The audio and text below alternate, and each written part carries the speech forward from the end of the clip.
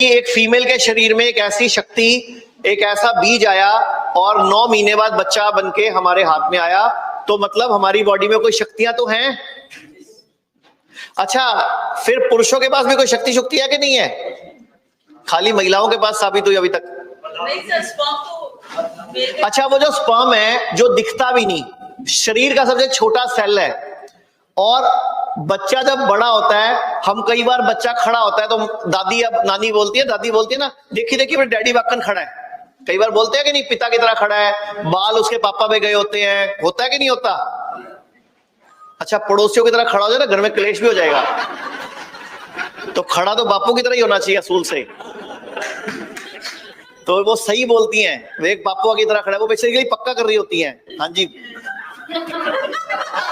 क्योंकि अभी आपको पता है कि न्यूज आई है, इंग्लैंड के अंदर क्या हुआ, एक आईवीएफ सेंटर ने 10 साल बाद अपना एक गेट टुगेदर करा। आप लोगों ने पता नहीं पढ़ी है कि नहीं पढ़ी, एक आईवीएफ सेंटर ने इंग्लैंड में एक गेट टुगेदर करा, अपने 10 साल के सारे केसेस बुलाए, तो उसमें लगभग 1300 लोग आए।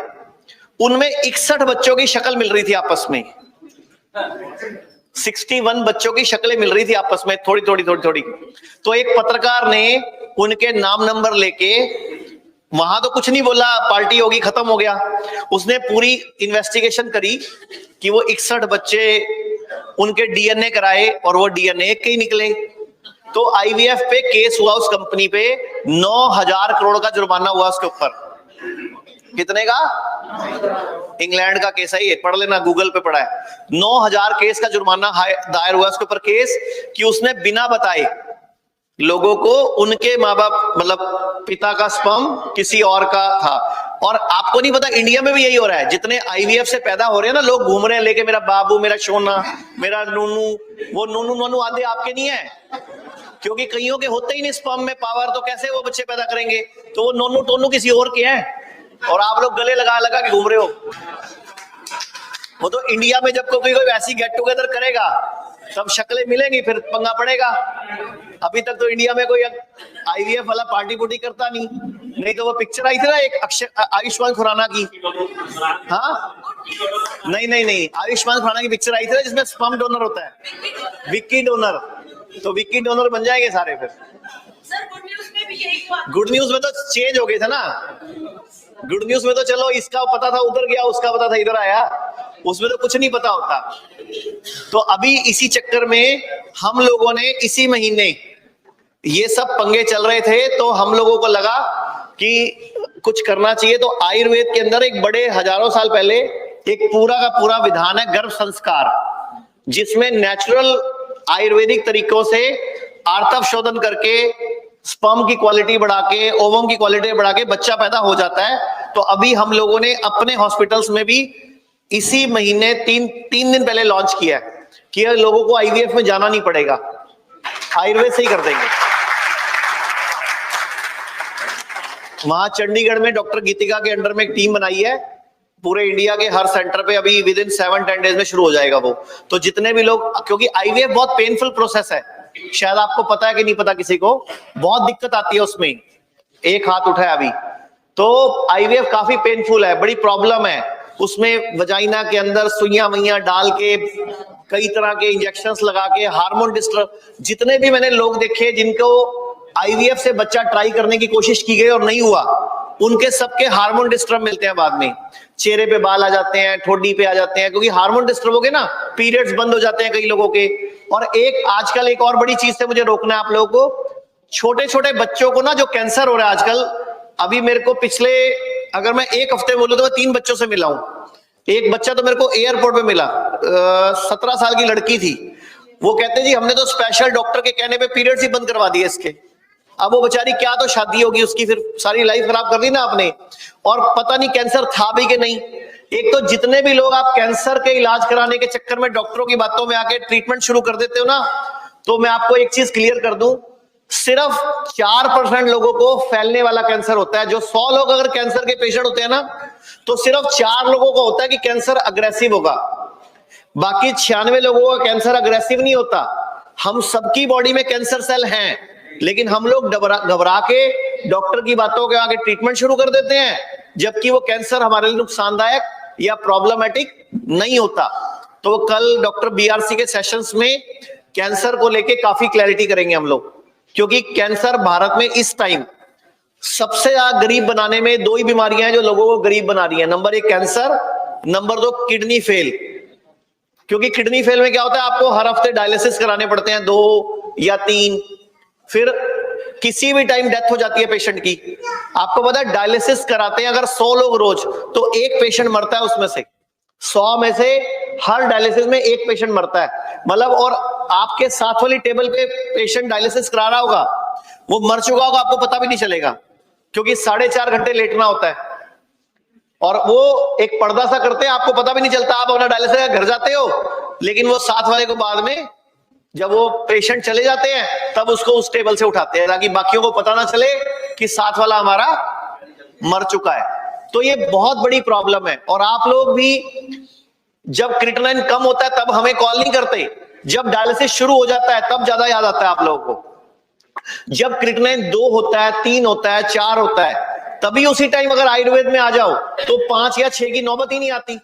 हमारे पास हजारों पेशेंट हैं जिनका क्रिएटिनिन 7 था, अभी 1 है, किसी का 1.5 है, किसी का 2 है, मेंटेन है, किसी का 4 साल से, किसी का 7 साल से मेंटेन है, लोगों को कोई दिक्कत नहीं है। लेकिन शर्त एक है, आपको अपना खाना ठीक करना पड़ता है, आपको अपनी टाइमिंग ठीक करनी पड़ती है। अच्छा, कितने लोग हैं जो जल्दी ठीक होना चाहते हैं? कितने लोग हैं जो जल्दी ठीक होना चाहते हैं? नहीं है, भैया हाथ ही नहीं उठे, वो नहीं उठाया मैडम ने, ये मैडम ने नहीं उठाया, हाँ जी मैडम, ये मैडम ने नहीं उठाया, देखो ये मैडम ने नहीं उठाया। वो कहती है मैं बीमारी नहीं हूं। अरे मैंने तो बोला ठीक होना चाहते हो, मतलब बीमार ना भी हो तो ठीक रहो, ऐसे मैंने पूछा है, मतलब सभी लोग चाहते हो। तो अब अगली जो बातें करूंगा वो ऐसी करूंगा जिससे आप सब ठीक रहोगे।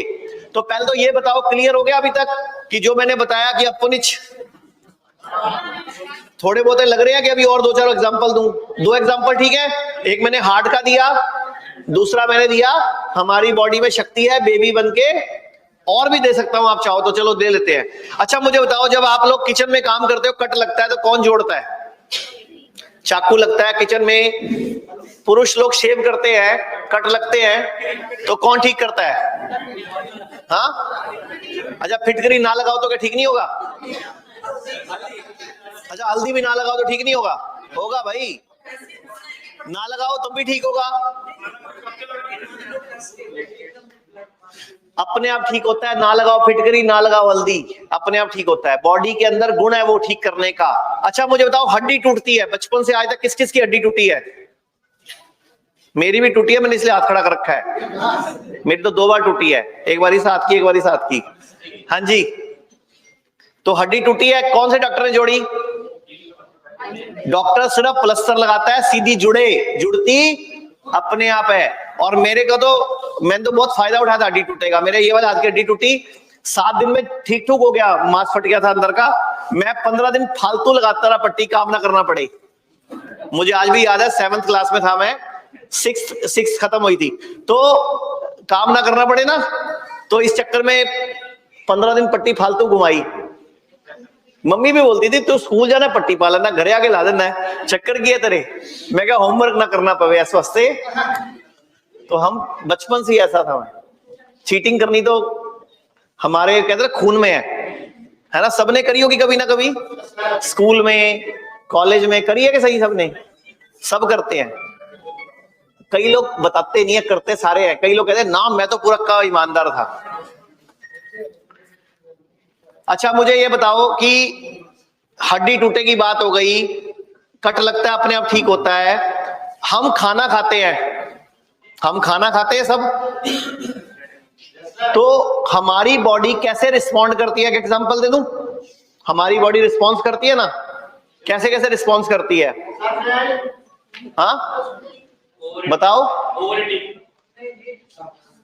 अच्छा कभी आप शादी में जाके खूब खा के आ जाओ, अगर कभी आप शादी में जाके खूब खा के आ जाओ, टिका के अच्छी तरह यहां तक भर के आ जाओ, और आपको आगे पोटियां लग जाए, तो पोटियां किसने लगाई? अच्छा अगर उस टाइम बॉडी दिमाग से पूछती कि लगाऊं क्या, तो दिमाग क्या बोलता? ना ना रसगुल्ले हैं, गुलाब जामुन है ना, बल्ले भी थे इसमें, फलानी टिक्की भी थी, है ना, ऐसे ही होता है। तो ब्रेन बोलेगा कि लगाओ, हमारी बॉडी में बचपन से हमें पढ़ाया गया हमारे शरीर का सबसे इंटेलिजेंट पोर्शन कौन सा है, जबकि ये पोटिया लगाने के टाइम पे ब्रेन कहां था, सब तो ब्रेन की सुनी नहीं बॉडी ने। अच्छा, अगर उल्टियां लग जाती खूब खा के आने के बाद तो ब्रेन से पूछती बॉडी, उस टाइम बॉडी ब्रेन को बाईपास कर देती है, क्योंकि ब्रेन तो मरवाएगा, क्योंकि बॉडी में एसिड बढ़ा, बॉडी तो निकाल के बाहर मारेगी। लेकिन अगर ब्रेन से पूछेगी, ब्रेन कहेगा ना। अच्छा, कई बार हम बच्चे को दवाई पिलाते हैं और उल्टी आ जाती है, दवाई बाहर निकल जाती है, हम दोबारा पिला देते हैं, दवाई तो बाहर आ गई। हम इतने बेवकूफ हैं, हम ये नहीं समझते कि बॉडी को दवाई पसंद नहीं आई तुम्हारी, फिर तो एक चम्मच ठोक देते हैं ऊपर से। दोबारा सुन लो मैंने क्या बोला। कई बार बच्चे को दवाई देते हो, उल्टी आ जाती है, बाहर आ जाती है, तो भैया मन को समझा लो, बॉडी कह रही इसकी जरूरत नहीं है, भाड़ में जाए तेरी दवाई। लेकिन आप क्या करते हो, माए क्या करती है बेवकूफी, एक चम्मच और ठोक देती है, पहले वाली बाहर आ गई और नहीं खानी होती। इसका मतलब बॉडी जो इशारा करे उसको समझो, लेकिन हम क्या करते हैं, हम उसको बाईपास कर देते हैं। हम ज्यादा सियाने समझते हैं अपने आप को, और बॉडी मजबूरी में धक्के से दवाई लेती है तो कोई ना कोई नुकसान देती है। अब छोटे छोटे बच्चे मिलते हैं, डायबिटीज के टीके लग रहे हैं, उनको इंसुलिन लग रही है, छोटे छोटे बच्चों को थैलीसीमिया हुआ पड़ा है, छोटे छोटे बच्चों को कैंसर हो रहा है। वजह कि आपने उनके साथ धक्का किया है। बॉडी ने आपको इशारा किया था, लेकिन आपको इशारा समझ। अगर हम आयुर्वेद की बात करें तो आयुर्वेद कहता है फोड़ा, फुंसी, उल्टी, दस्त, जुकाम और बुखार ये क्या है, मित्र हैं।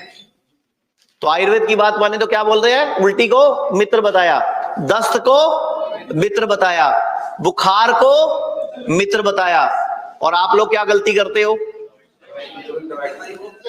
बुखार चढ़ते ही क्या करते हो, फटाफट गोली, जबकि बुखार क्या था हमारा। अच्छा, कौन बताएगा बुखार क्यों चढ़ता है, कौन बताएगा बुखार क्यों चढ़ता है। हाँ जी, कोई इन्फेक्शन आने से सब टेम्परेचर ज्यादा होता है। और कोई कारण, यही कारण है क्या। हाँ जी, खड़े होकर बता दो, सबको सुन जाएगा। चलो बताओ। सब जो बाहर से वायरस आया होता है तो हमारे जो अपने बॉडी के गार्ड्स होते हैं वो लड़ते हैं उनसे। वायरस आया आता है तो बॉडी के गार्ड्स होते हैं, वो उनसे लड़ते हैं। और कोई कारण। हाँ जी बोलो। आप तो मुझे बचपन में स्कूल याद करा दिया, मैं आई, वो सुसु के टाइम पे पूछते थे मैं आई। बचपन में स्कूल में होता मैं आई, यूरिन आता था तो पोटी आती थी तो। हाँ जी भैया बताओ। हाँ जी, हाँ हाँ मैं आई, चलो। मतलब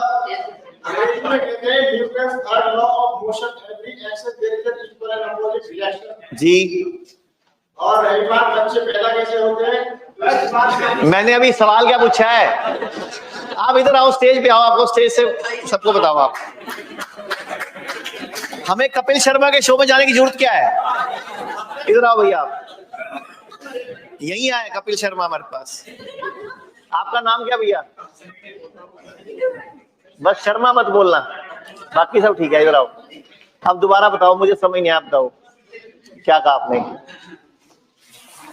ऑन है, ऑन है, ऑन था, आपने बंद कर दिया। हाँ हाँ ऑन है, ऑन है, करो, बोलो भैया, बोल दो ना।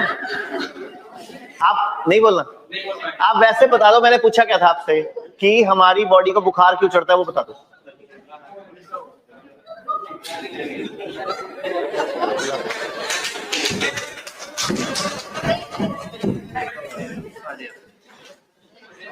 हमारी बॉडी बुखार दो कारण से चढ़ाती है। नंबर एक, हमारी बॉडी बुखार, हेलो, हमारी बॉडी बुखार दो कारण से चढ़ाती है। नंबर एक, हमारे अंदर गंदा पित्त इकट्ठा हो गया हो, गंदगी इकट्ठी हो गई हो, तो बॉडी अपना टेम्परेचर बढ़ाकर, आग लगाकर अपने अंदर गर्मी बढ़ाकर उसको फूकती है।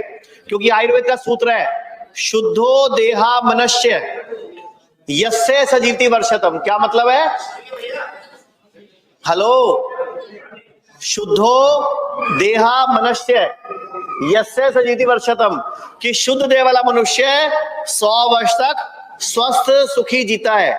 शुद्ध देह, शुद्ध मन वाला मनुष्य, शुद्धो देहा मनुष्य मतलब शुद्ध देह और मन दोनों अगर शुद्ध हो तो ऐसा व्यक्ति 100 वर्ष तक स्वस्थ सुखी जीता है। ठीक है, क्लियर?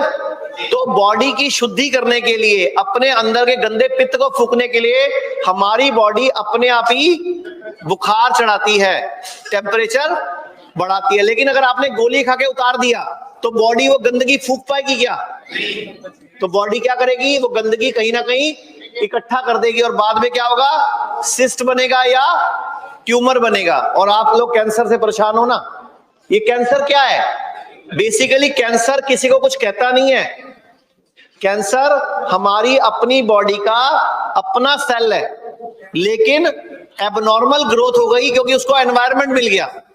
ठीक है, इस बारे में हम कल चर्चा करेंगे। दूसरा, एक आयुर्वेद का सूत्र है, सर्वेषाणाम रोगाणाम निदानम कुपितामला। अब इस चीज को समझ लो तो आपको सारी बीमारियां ठीक करनी आ जाएंगी। हम जो भी खाते हैं, बॉडी क्या बनाती है? रस। हम कुछ भी खाते हैं, क्या बनता है? रस।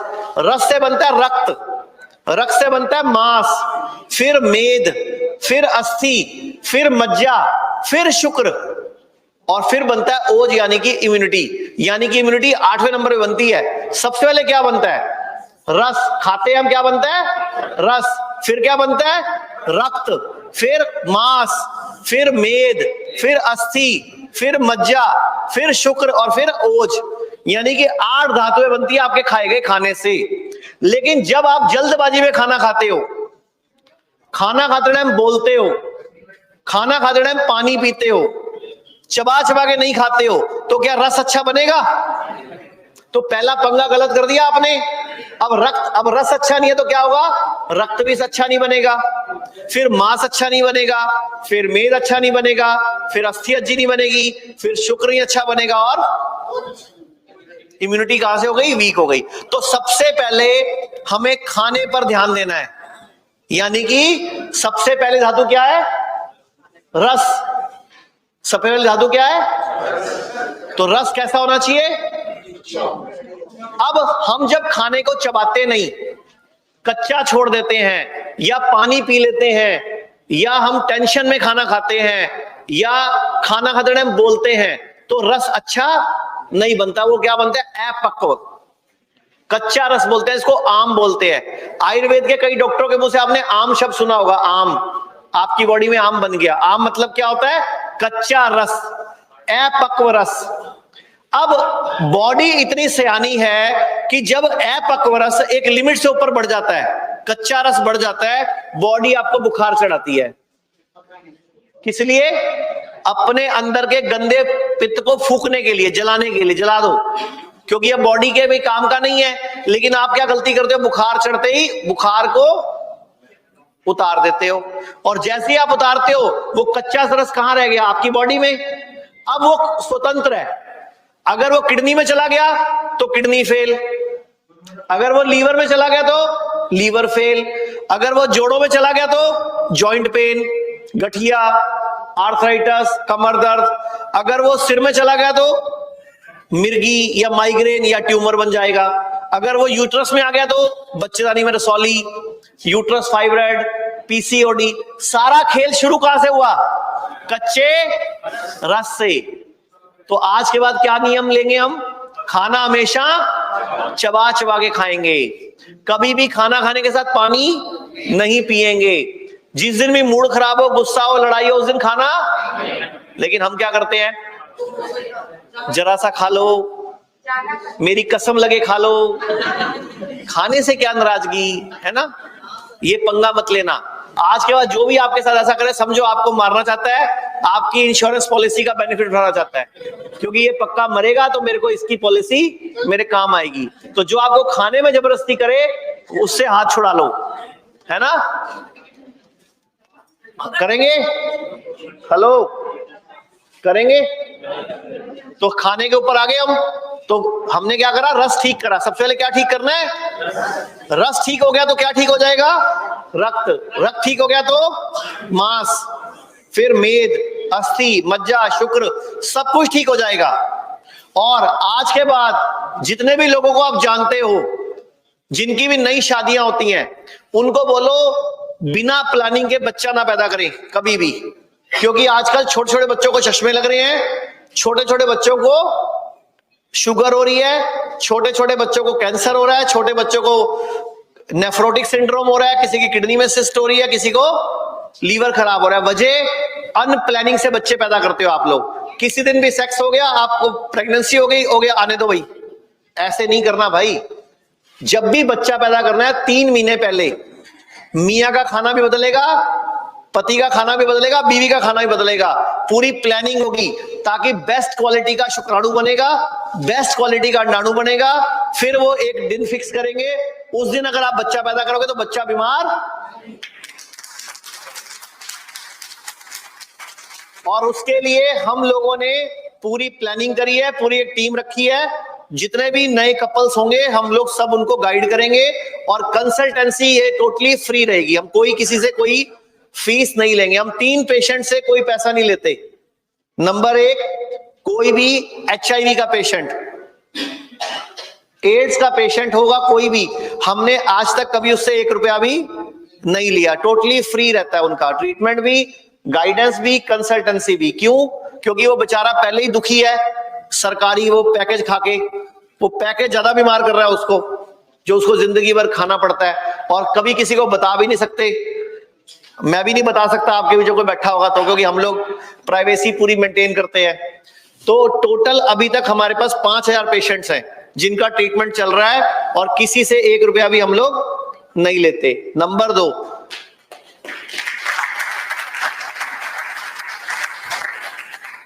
क्योंकि ये मार्केट में बहुत ज्यादा HIV बढ़ता जा रहा है, और कल खैर सेशन में बात करेंगे, बीच में मैं शॉर्ट में हिंट दे रहा हूं, बाकी तो सब सेशन में आएगा। इसके अलावा थैलीसीमिया के 1500 बच्चों का ट्रीटमेंट टोटल फ्री चल रहा है, उनसे पैसा नहीं ले रहे हम बिल्कुल।